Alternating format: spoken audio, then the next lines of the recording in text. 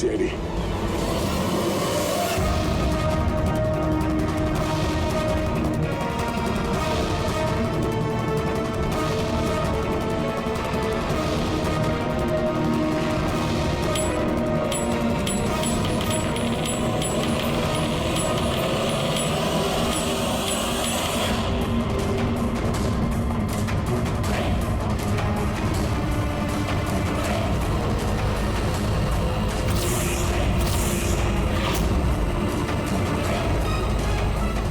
सुनो इधर आओ। जी सर। वीर कहाँ है? सर वो किसी से मिलना नहीं चाहते। हम लोग सीआईडी से। कहाँ है वो? आइए सर।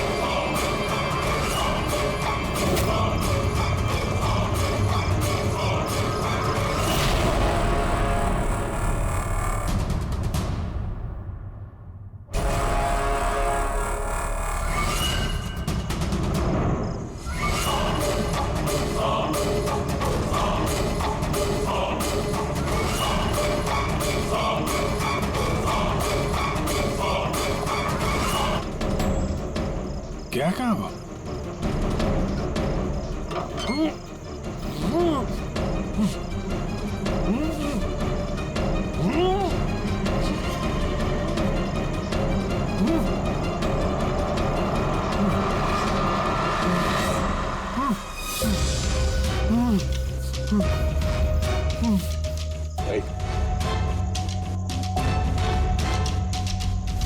प्रकाश,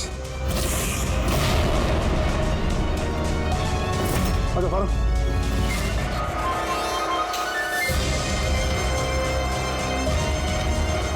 या कर क्या रहा था? नाटक कर रहा था क्या हमसे छुपने के लिए? नहीं अभिजीत, लगता तो नहीं है।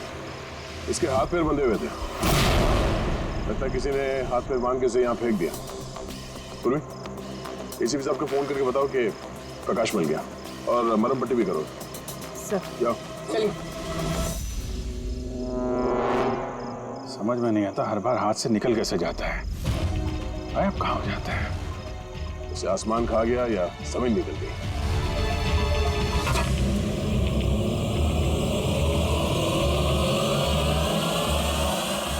जमीन निकल गई दया। जमीन क्या? जमीन।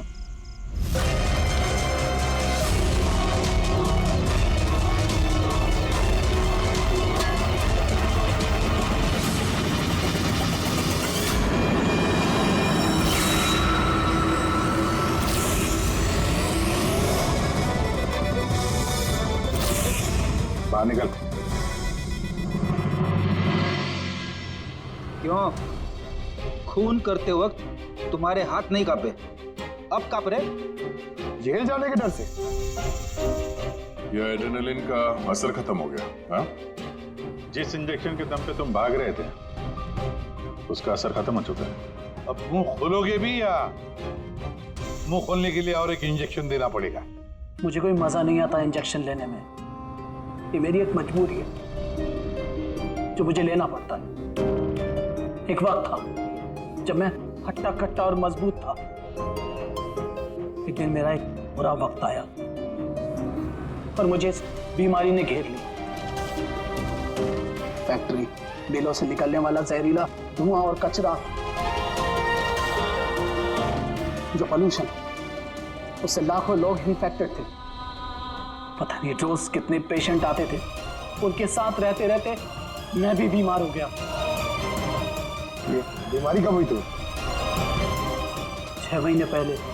और उन 6 महीनों में इस बीमारी ने तुम्हारे शरीर के साथ साथ तुम्हारे दिमाग पर भी असर करना शुरू कर दिया। तुम्हें पता है तुमने क्या किया? हाँ? मैंने किसी का कुछ नहीं बिगाड़ा। बिगाड़ा उन लोगों ने। हवा, पानी सब में जहर घोल दिया। बस तब मैंने सोच लिया, जिन लोगों ने मेरी ये हालत की है उनको मैं छोड़ूंगा नहीं, मैं बदला लेके रहूंगा। और इसीलिए तुमने बीएमसी में नौकरी की, ताकि पूरे शहर के सीवेज सिस्टम का नक्शा तुम्हें याद हो जाए। उसका फायदा उठा के तुम वहां से भाग जाते थे। हमें लगता था कि तुम अचानक कहाँ गायब हो गए।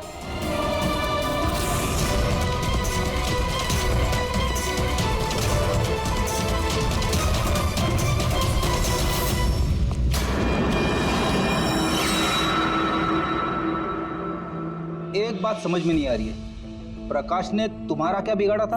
हाँ, उसे किडनैप क्यों किया? वो उस रात वहीं पे था, रमन्नन के घर के बाहर। वो उसका घर जलाने आया था।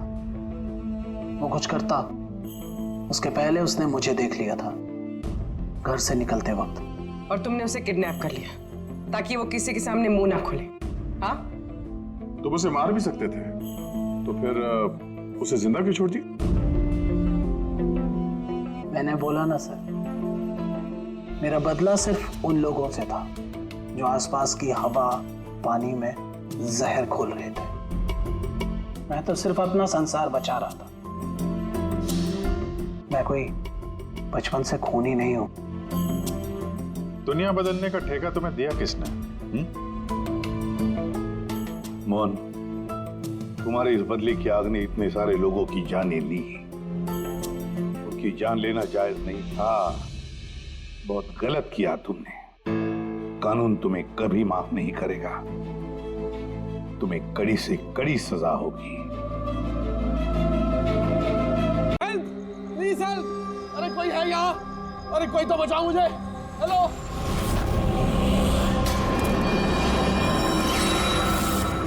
कोई है यहाँ पर? अरे बचाइए मुझे। अरे कोई तो मेरी आवाज सुनो। अरे कोई तो बचाओ। अरे कोई तो मेरी आवाज सुनो, बचाओ।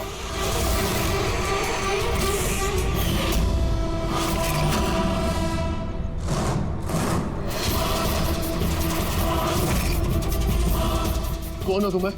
क्या चाहते हो तुम?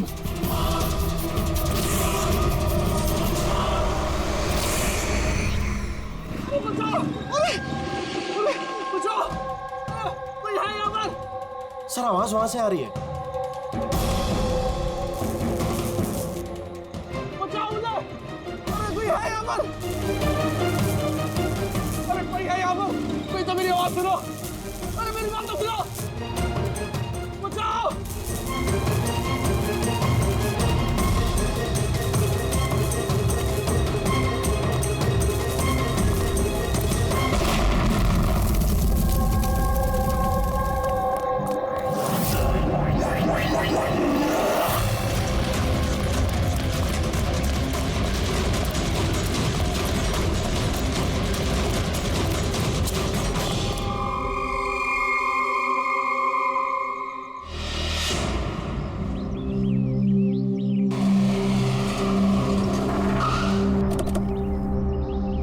नमस्ते सर। नमस्ते सर। ये बताओ, जब ये ब्लास्ट हुआ तब तुम यहीं पर थे? यस सर, मेरे साथ एक और कांस्टेबल था खरनार, उसे बहुत चोट आई है, अभी वो हॉस्पिटल में। तुम यहाँ पहुंचे कैसे? सर हम लोग नाइट पेट्रोल पे थे, यहाँ से गुजर रहे थे, तभी किसी की चिल्लाने की आवाज़ आई। हमने उसे नहीं देखा, यहाँ पे पहुँचे जैसे कुछ करते कि इससे पहले ही बॉम्ब ब्लास्ट हो गया।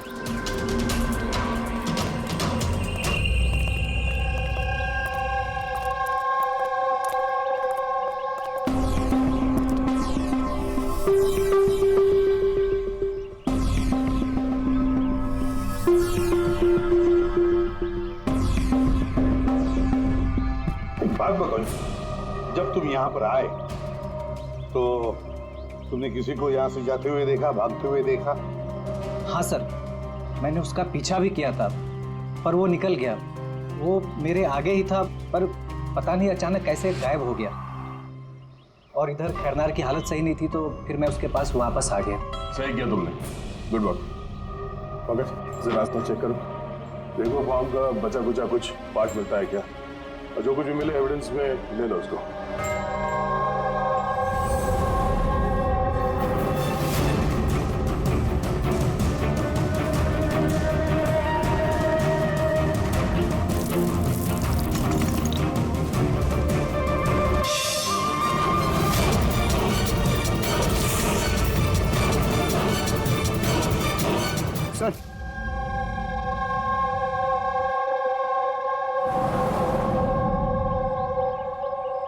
Dynamite stick.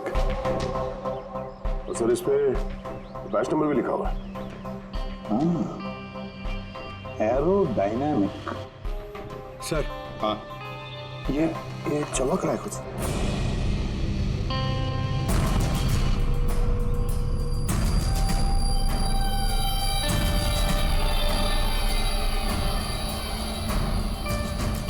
देखे तो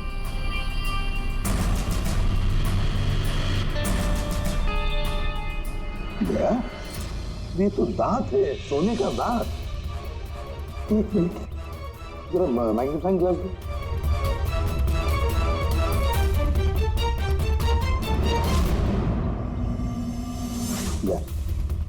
देखो इस पर कुछ लिखा है।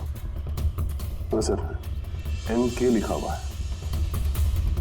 इनके तो कहीं ये मरने वाले के नाम का इनिशियल तो नहीं? बिल्कुल हो सकता है। तो कहीं ऐसा तो नहीं ये इनके नाम का जो भी है किडनैप किया गया हो? और अगर किडनैप किया है तो सर उसके घर वालों ने कहीं ना कहीं तो गुमशुदा होने की रिपोर्ट लिखवाई होगी। हाँ, चेक करते हैं, देखते हैं कितने इनके इनिशियल्स के कितने लोग गायब हुए हैं।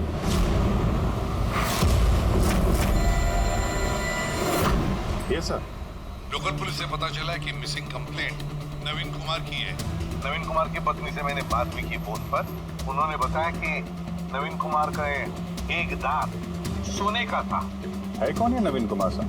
शहर के बाहर उसकी पेंट की फैक्ट्री है और कुछ ही दिनों पहले न्यूज में भी था वो। न्यूज में? किस बात के लिए सर? पता चल जाएगा थोड़ी देर में। अच्छा देखो, इस नवीन का घर का पता भेजा है मैंने तुम्हें, और तो और उसकी बीवी को भी उसकी मौत के बारे में बताया मैंने। और अगर मेरा अंदाजा सही है तो अभिजीत जरूर मीडिया वाले तुम्हारे से पहले वहां पहुंच गए होंगे। तमाशा करेंगे, संभाल लेना। हम लोग देखते हैं सर। या हाँ, नवीन कुमार के घर चलना है, एड्रेस भेज रहे हैं सर। नवीन कुमार, नवीन कुमार, नवीन कुमार, नवीन कुमार, नवीन कुमार, नवीन कुमार। अरे आओ आओ। Naveen Kumar, Naveen Kumar. Sir sir sir sir क्या आप लोग नवीन कुमार को अरेस्ट करने आए हैं सर? सर अब सिक्योरिटी का अगला कदम क्या होगा सर? हमें हमारा काम करने दीजिए। मैम कुछ तो बताइए। आप लोग क्या नवीन कुमार, एक मिनट रुकिए जरा, ये बंद करिए सब तमाशा। रुकिए जरा। तमाशा? सर तमाशा तो नवीन कुमार ने मचा रखा हमारे शहर में। सर उन लोगों ने नवीन कुमार की मौत हो चुकी है। He's no more. इन्होंने मारा मेरे पति को। कौन है सब के सब? अब बोलोगे या अंदर कर दूं? बोलो क्यों कर रहे हो ये सब? सर हमने नहीं मारा है सर। सर नवीन कुमार की पेंट की फैक्ट्री है सर, जहाँ हर रोज सैकड़ों टन जहरीला कचरा नदी में बहा दिया जाता है। सर ये तो हमारे प्रोटेस्टर्स हैं, हम उनके अगेंस्ट प्रोटेस्ट कर रहे हैं। सर यकीन मानिए हम लोग क्रिमिनल्स नहीं हैं, हम लोग सोशल वर्कर्स हैं सर। झूठ बोल रहा है ये। धमका के रखा था इसने मेरे पति को। रोज धमकी देता था। नहीं सर मैं कोई धमकी नहीं देता था, वो तो कोई और लोग हैं सर। कौन है बोलो? सर ये वही लोग हैं जो सोशल सर्विस के नाम पर गलत काम करते हैं, लॉ एंड ऑर्डर का मिसयूज करते हैं सर।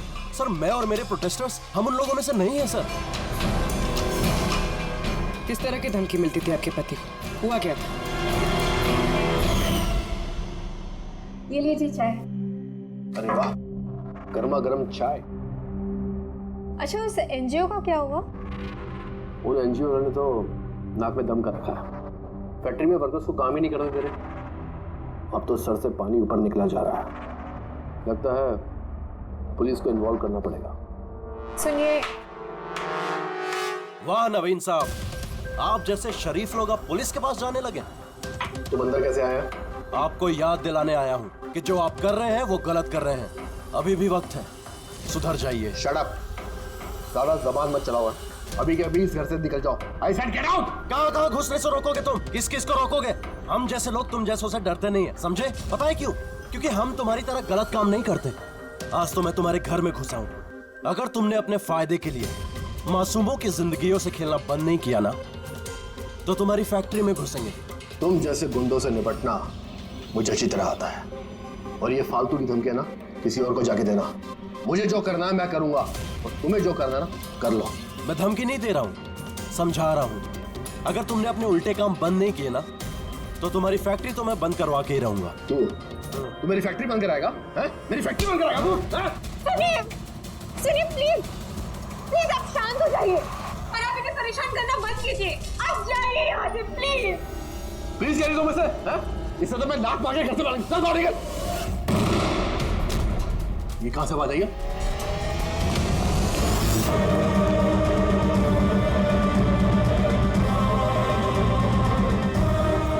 दीवार पर लिखा हुआ था सुधर जाओ वरना बचोगे नहीं।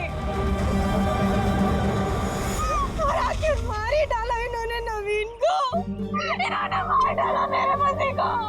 कसम से सर मैं सच कह रहा हूँ, मैंने कुछ नहीं किया है सर। जिन्होंने किया उसके बारे में बताओ। सर बिल्कुल क्यों नहीं बताऊंगा सर। सर उन्हीं की वजह से तो आज हम फंसे हैं सर। सर हम प्रोटेस्टर्स हैं, हम सोशल इन्वायरमेंट के लिए प्रोटेस्ट करते हैं सर। सर वो लोग किसी भी हद तक जा सकते हैं सर। पहचान सकते हो उन्हें? बिल्कुल क्यों नहीं, लेकिन हमारी सेफ्टी का क्या सर? वो बहुत खतरनाक लोग हैं सर। डोंट वरी, तुम्हें कुछ नहीं होगा। नाम के सोशल वर्कर्स हैं, खाली क्रिमिनल्स हैं तीनों के तीनों। क्रिमिनल्स हैं? ये तुम्हें कैसे पता? मुझे क्या, हर किसी को पता है कि उनके ऊपर कितने केसेस चल रहे हैं। हमेशा वो बेल पर ही बाहर आया है सर। वो इंसान अपने आप को कुदरत का रखवाला कहता है, नेचर गार्डियन। सर सबसे पहले वो दिनकर। नवीन जैसे लोगों के चारों तरफ दुश्मनी होंगे सर। वो कहते हैं ना सर, जैसी करनी वैसी भरनी। क्या मतलब? हा? क्या कहना क्या चाहते हो तुम? इतने मासूम लोग की जिंदगी उसने खराब की थी सर। हो सकता है उसी में से किसी ने बदला लिया होगा। किसी ने क्यों? हम तो कहते हैं कि बदला तुमने ही लिया होगा, तुम्ही ने मारा होगा उसे। नहीं सर, मुझे उससे कोई पर्सनल दुश्मनी नहीं थी। मैं उसको क्यों मारूंगा? क्योंकि तुम्हें नवीन के तौर तरीके से तकलीफ थी। क्यों?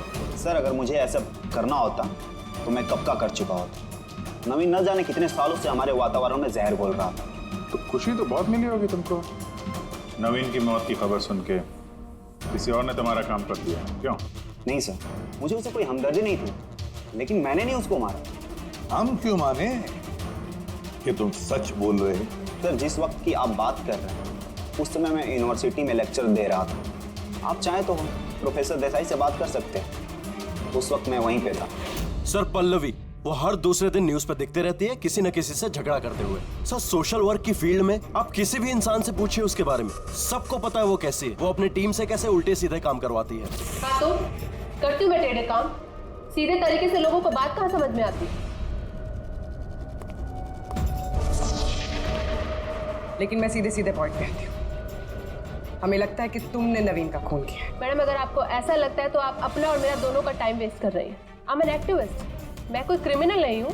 लेकिन हमने तो सुना है कि आप आए दिन किसी न किसी कंट्रोवर्सी में फंसी रहती हो।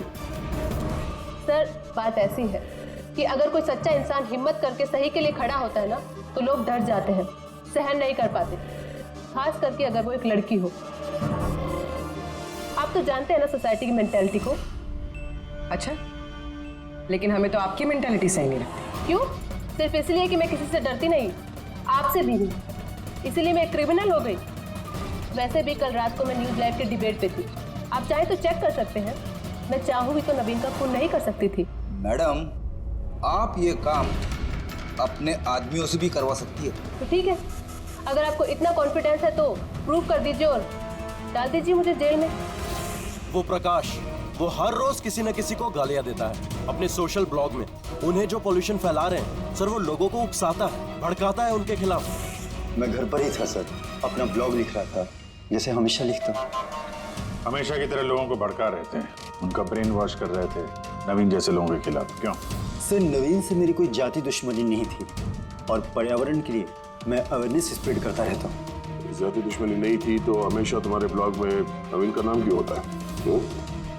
वो भी टॉप 4-5 लोगों में। कल भी जो ब्लॉग लिख रहे थे उसमें नवीन का नाम था ना?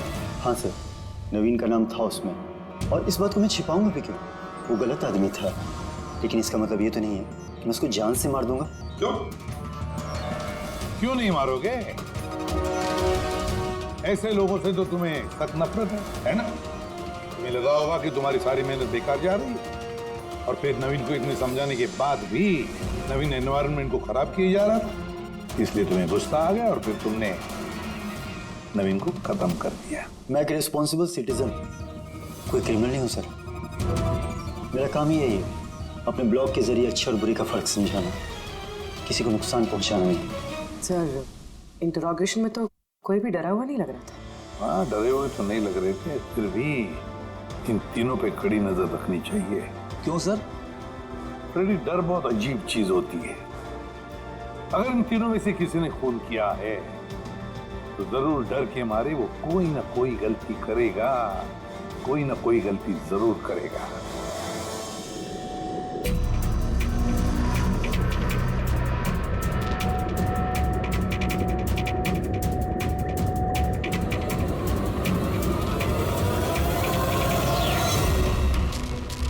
राधिका,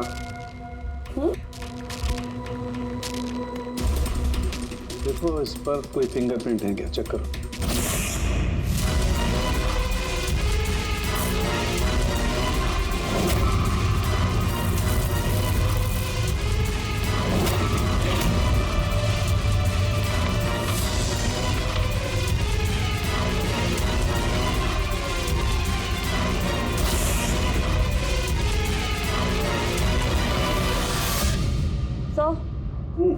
इस पे तो कोई फिंगरप्रिंट्स नहीं है। फिंगरप्रिंट्स नहीं है? Are you sure? 100% सर, कोई फिंगरप्रिंट्स नहीं है, लेकिन कुछ पार्टिकल्स मिले। हो सकता है कि स्किन टिश्यूज या डेड सेल्स हो। Dead cells? तो एक काम करो तारिका, उन डेड सेल्स को क्लीन करके रखो, पूरी चमड़ी को। वो आएंगे ना अभी श्रीमान प्रद्युमन, जानते हो ना हर चीज में अपनी नाक डालते हैं, जरूर पूछेंगे। Please clean it up. तो डायनामाइट पर कोई फिंगरप्रिंट्स तो नहीं मिले, लेकिन किसी के डेड स्किन टिश्यूज मिले, सड़ी हुई चमड़ी के टुकड़े। सड़ी हुई चमड़ी? हो सकता है वो सड़ी हुई चमड़ी के टुकड़े उसी आदमी के हो जिसने डायनामाइट लगाया हो। हाँ सर।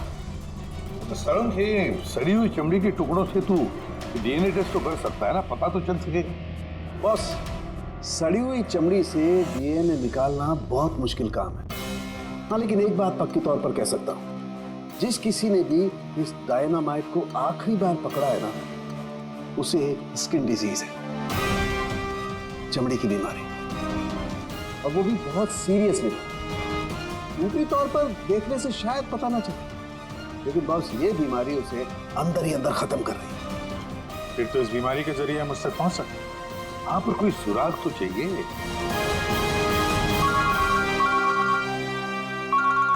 हेलो, एसीपी प्रद्युमन है? हाँ, कहिए। अच्छा, good, thank you. Dynamite manufacturer बता रहा था, अपने रिकॉर्ड चेक किए उसने, वो डायनामाइट किसी खदान को बेचा था उसने। मतलब माइन साइट? हाँ, माइन साइट। बस अब पता लगाना ये है कि ये डायनामाइट खदान से खूनी तक कैसे पहुंचा।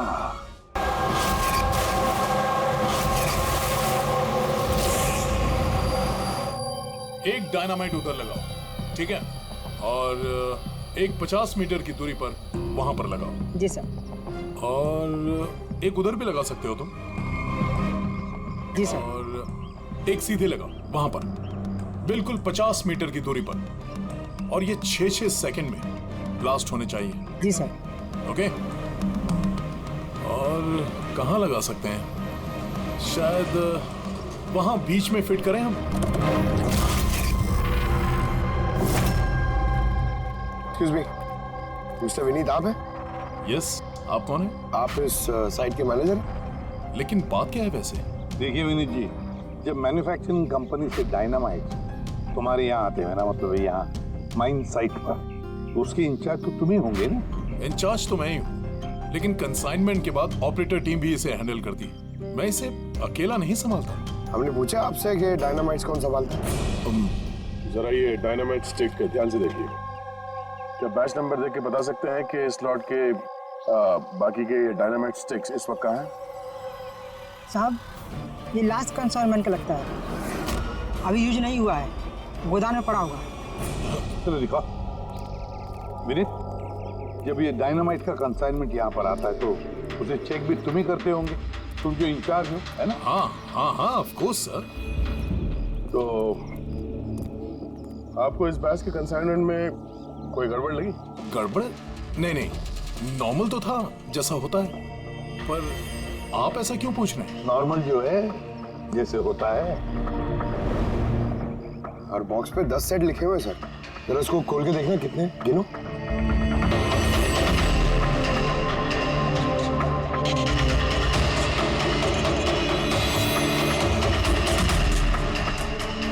साहब एक सीट कम है साहब।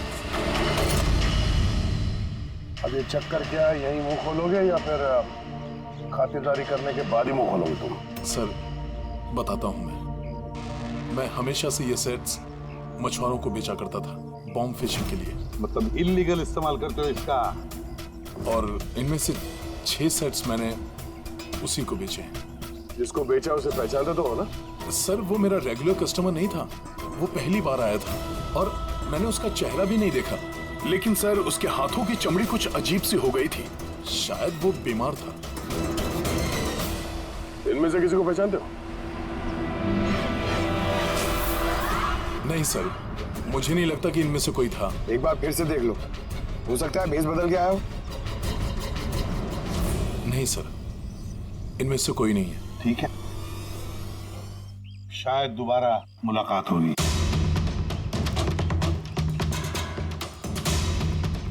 तो मुझे लगता है हमें उन लोगों की लिस्ट बनानी चाहिए जिन्हें इस तरह की बीमारी है। आई नो थोड़ा मुश्किल है, बट ट्राई करता है सर। नहीं, ट्राई तो करना ही पड़ेगा दया। सबसे बड़े बड़े हॉस्पिटल और छोटे से छोटे नर्सिंग होम, क्लिनिक्स में जाकर पता लगा इस बीमारी वाले पेशेंट्स के बारे में। हो सकता है अगर हमारी किस्मत अच्छी हो तो कुछ सुराग हाथ में लग जाएगा। Sir let's go.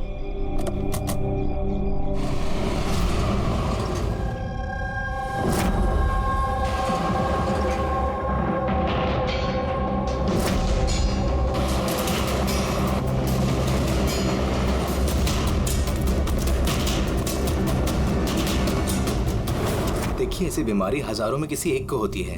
हालांकि ऐसे पेशेंट्स की लिस्ट बहुत लंबी है। कईयों को पता भी चलता है लेकिन इलाज नहीं कराते। इसको ढूंढना तो बहुत मुश्किल है। जानते हैं, पर फिर भी हम कोशिश करना चाहते हैं। इस आदमी का मिलना हमारे लिए बहुत जरूरी है। या आई कैन अंडरस्टैंड, लेकिन एनवायरमेंटल इन्फेक्शन कंटेजियस डिजीज भी है जो एक इंसान से दूसरे इंसान में फैलता है, और इसको ट्रेस कर पाना तो। एक मिनट, क्या कहा आपने? Environmental infection? जी, मतलब हमारे आसपास के एनवायरनमेंट में होने वाले इन्फेक्शन, हवा पानी वगैरह से, उससे फैलने वाला इन्फेक्शन। चलिए मैं आपको एक पेशेंट दिखाता हूँ। छोड़ो मुझे। क्यों मारना चाहते हो मुझे? छोड़ दे मुझे, जाने दो प्लीज। दिखाओ मुझे, जाने दे। Help please, help help please, help help.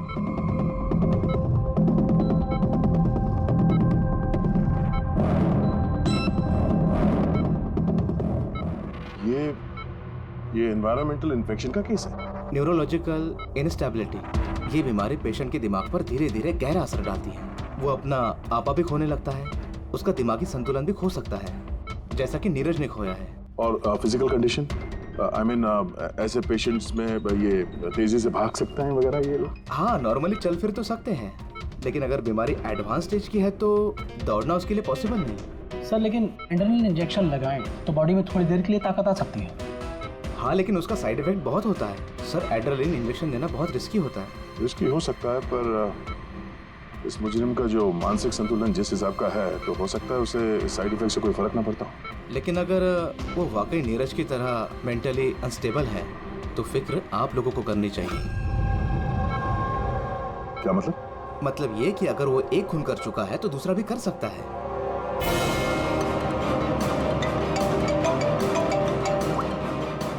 हाँ सर। क्या प्रकाश पंकज को चकमा देके भाग गया? Oh no. ठीक है सर, मैं देखता हूं। या तो ये प्रकाश डर के भागा है या फिर दूसरे मर्डर का प्लान करने वाला है।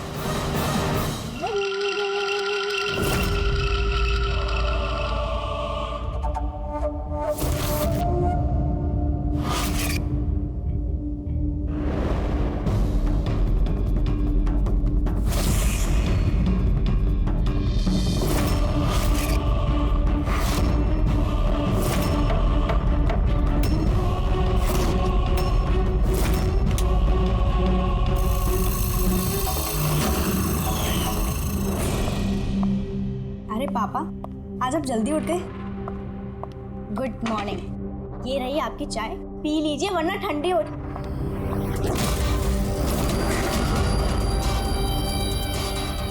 ये किसके पैर हैं?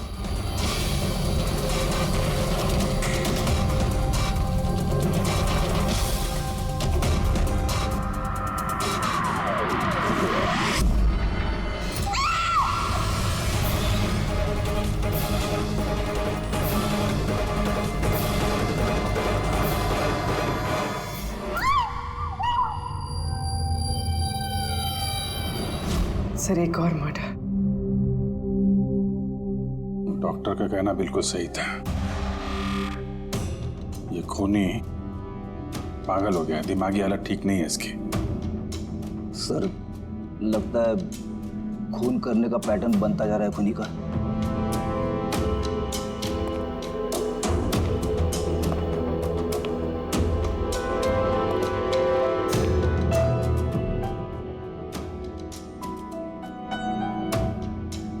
रामानंद पे इल्जाम था कि ये नेचर को नुकसान पहुंचा रहे हैं। इलीगल डिफॉरेस्टेशन, जमीन हथियाने के लिए इलीगली पेड़ों की कटाई। खूनी ने इनके साथ भी वैसे, वो भी प्रकाश के गायब होने के ठीक बाद। वेपन कौन सा यूज किया? 100% चेनसॉ, वरना हड्डी के साथ मांस को इस तरीके से काट के बॉडी के 2 टुकड़े करना इतना आसान नहीं है। सर अगर चेन सॉ का इस्तेमाल किया है तो आवाज तो हुई होगी, घर में किसी ने तो सुना होगा। रात में घर पे और कौन कौन था? मेरे हस्बैंड तो काम से बाहर रहते हैं, घर में सिर्फ मैं, पापा और हमारा नौकर था। आपने कुछ आवाज सुनी थी? नहीं, कोई आवाज नहीं सुनी थी। रामानंद जी की किसी के साथ दुश्मनी या फिर धमकी वगैरह मिली थी उन्हें? हाँ, कुछ हफ्ते पहले कुछ अजीब हुआ था। पापा को कोई धमका रहा था और घर के बाहर दीवार पे भी किसी ने कुछ लिखा था कि सुधर जाओ वरना तुम्हारे साथ भी वही करेंगे जो तुम पेड़ों के साथ करते हो। सर एग्जैक्टली जैसे नवीन के केस में हुआ था। सर एक बात समझ में नहीं आ रही है, खूनी घर के अंदर घुस के इतनी बेरहमी से खून करके चला जाता है, किसी ने कुछ देखा नहीं, किसी ने कुछ सुना नहीं, कैसे? शायद इन लोगों को बेहोश कर दिया गया हो। देखिए हमेशा क्या कि आप लोगों को बेहोश कर दिया गया था, खाने पीने की चीजों में कुछ मिला के, इसीलिए आप लोगों को कुछ सुनाई नहीं पड़ा। बेहोश? जी हाँ, कैसे ये पता नहीं, और इसी का पता लगाने के लिए हमें यहाँ की जितनी भी चीजें हैं फॉरेंसिक लैब में भेजनी पड़ेंगी।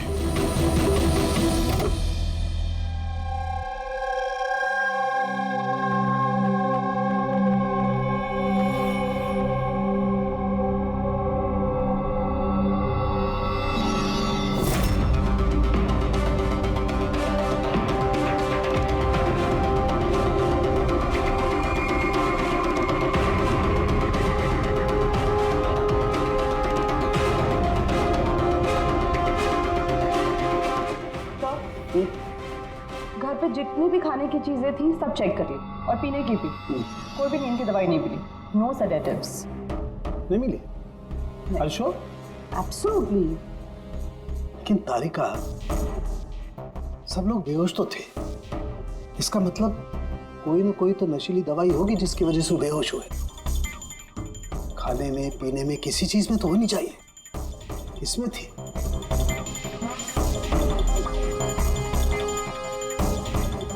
हाँ, नशीली दवाई थी। इस एसी में। एसी में? यस, इस एसी में नशीली दवाई मिलाई गई जैसे इसकी हवा कमरे में फैली, पूरी नशीली दवाई फैल गई, सब बेहोश हो गए। यस।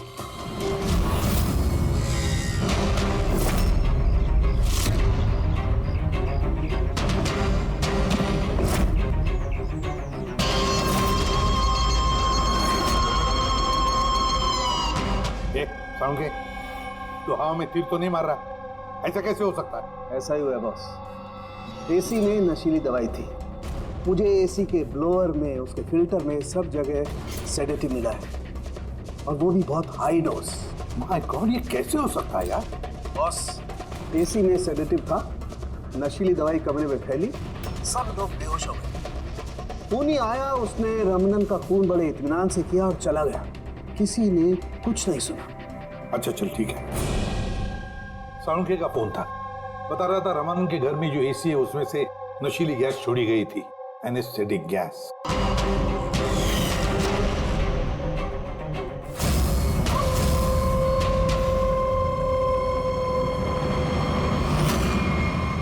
एनेस्थेसिया देकर लोगों का ट्रीटमेंट करते हो तो सुना था। अब ये खूनी तो बड़ा चालाक निकला। प्रकाश के बारे में क्या पता चला? सर कुछ पता तो नहीं चला, बट आई एम श्योर अगले मर्डर की प्लानिंग कर रहा होगा।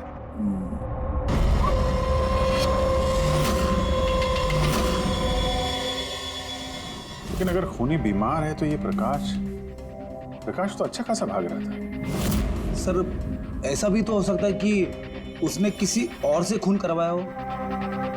तो फिर वो भागा क्यों? आवाज कैसी? चलो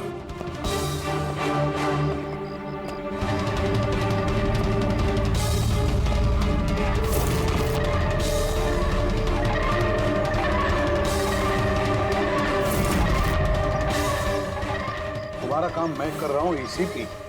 शहर की सफाई। मेरे रास्ते में जो भी आएगा उसे भी साफ कर दूंगा। कौन है ये? सर लगता है खूनी को पता चल गया हम उसके पीछे, इसलिए बौखला गया। रुक! पकड़ो उसे!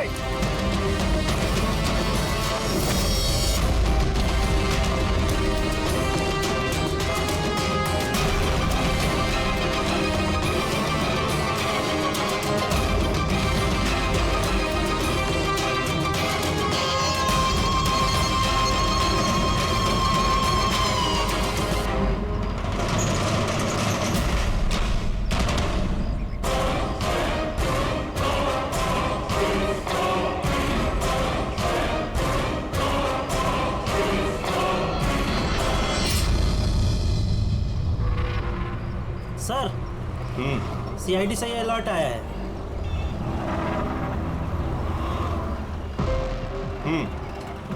ये सब वही लोग हैं जिनको नॉइस पॉल्यूशन की धमकियां मिली हुई हैं। सखाराम, हाँ? वो क्लब का मालिक याद है? अरे जिसको पिछले दिनों धमकी मिली थी। कौन सर? वो वीर। अच्छा सखाराम, उसके खिलाफ कोई कंप्लेंट आई है क्या? हाँ सर, वो रेजिडेंशियल एरिया है ना, तो आसपास के घर से 2-4 कंप्लेंट आई हैं कि देर रात तक म्यूजिक तेज आवाज में बजता है, यही सब है। श्योर, मतलब नॉइस पॉल्यूशन। सखाराम तुम एक काम करो। हाँ सर। आप सीआईडी ब्यूरो में फोन लगाइए अभी और इसी वक्त।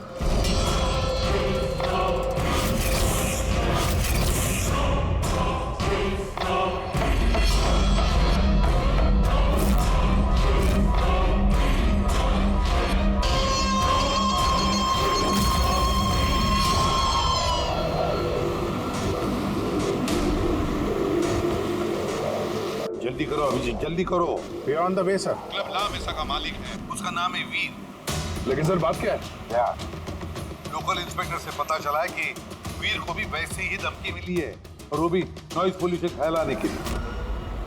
सॉरी सर, लेकिन नॉइज पोल्यूशन बड़ा ज्यादा नहीं हो गया? पूर्वी, उसका दिमागी संतुलन ठीक नहीं है, तो ये खूनी कुछ भी कर सकता है।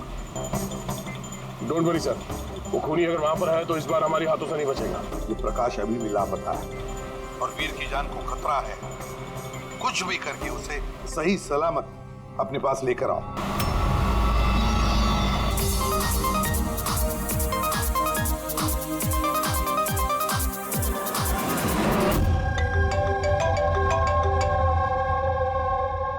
हेलो हेलो वीर, मैं एसीपी प्रद्युमन बोल रहा हूँ, सीआईडी से। सीआईडी? क्या बात है सर? मेरी बात ध्यान से सुनो, तुम्हारी जान को खतरा है। क्या? लेकिन मुझे कौन मारना चाहता है? देखो वीर, अगर तुम क्लब पे हो तो कहीं भी बाहर मत जाना। मेरे ऑफिसर्स वहां तुम्हारे क्लब पे आ रहे हैं तुम्हारी सेफ्टी के लिए। और एक बात, भीड़ में ही रहना, लोगों के बीच रहना, समझे? अकेले कहीं पर भी नहीं।